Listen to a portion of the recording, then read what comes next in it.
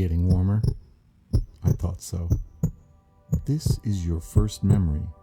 Yes, you. It's only a memory under your conscious self. It is, of course, your mother's heartbeat. It is our first conversation. It is love. This beat will stay with you until there is no more you.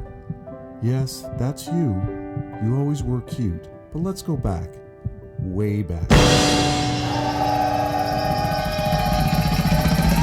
Through the magic of extremely low-budget filmmaking, we are going back 7,500 years to 5,500 BC.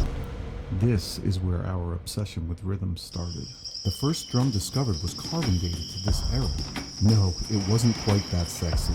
It looked a little more like this. Percussion was our ancestors' favorite way of communicating with other tribes over long distances, back when humans still had large, protruding foreheads.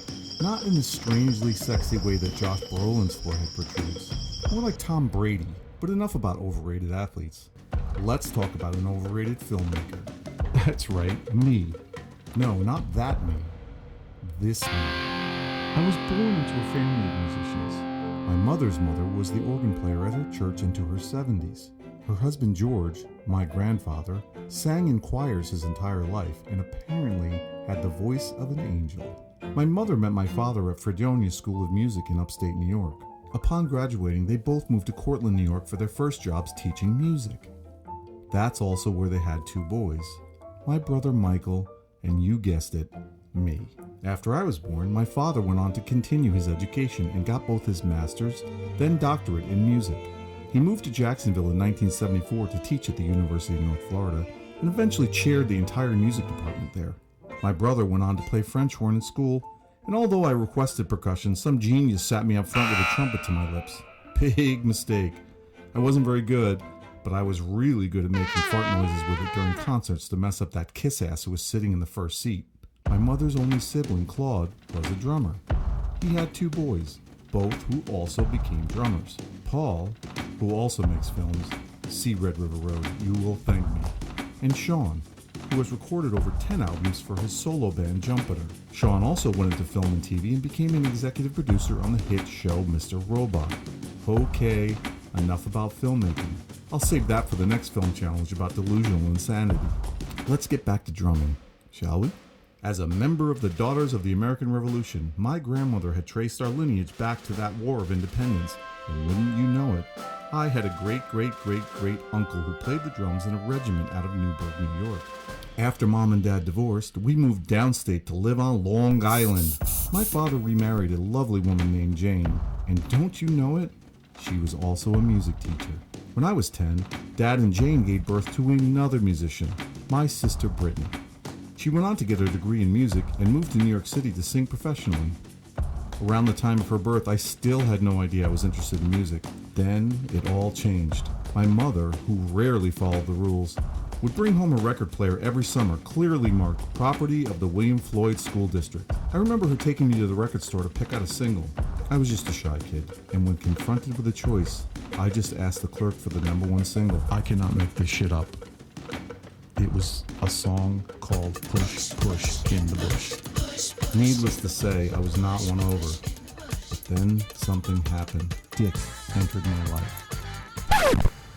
What are you, 4? Ladies and gentlemen, Dick Clark. Get your minds out of the gutter. That's 14 albums. Suddenly, I had all these If new you've friends. never taken advantage. Roger Taylor, Joey Kramer, Phil Rudd, Alex Van Halen.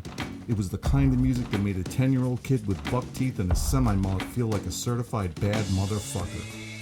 I think the first time I heard the intro to Sweet Emotion, I actually felt my balls drop. But that being said, it still wasn't quite enough to convince me I needed to beg my parents for my first drum set. But then, it happened.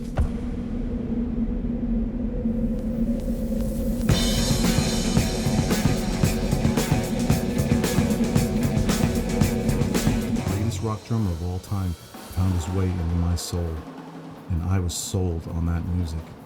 And as they say, that's all she wrote. I have been playing ever since. Rhythm is consistent. It is the backbone to music. It is also the backbone to our lives.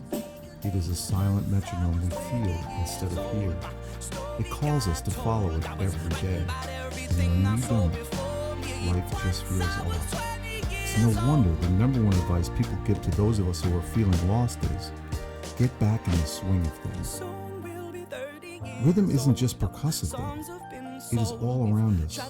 We have a rhythm to our day, a rhythm to our year, a rhythm to our relationships.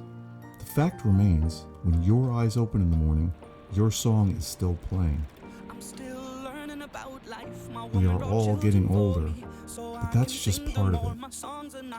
We lose people we love, but if we remain open and listen, we will always hear their song still playing, even if it sounds like it's coming from far away. In silent moments, especially in silent moments, I can hear all of their songs, and the best of them will always be telling me to march to the beat of my own drum. 60 years old, will I think the world is cold, or will I have a lot of children who can warm me? Soon I'll be 60 years old.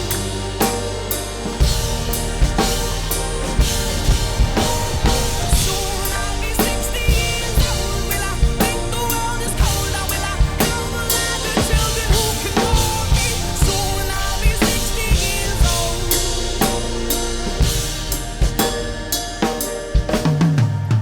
Once I was 7 years old.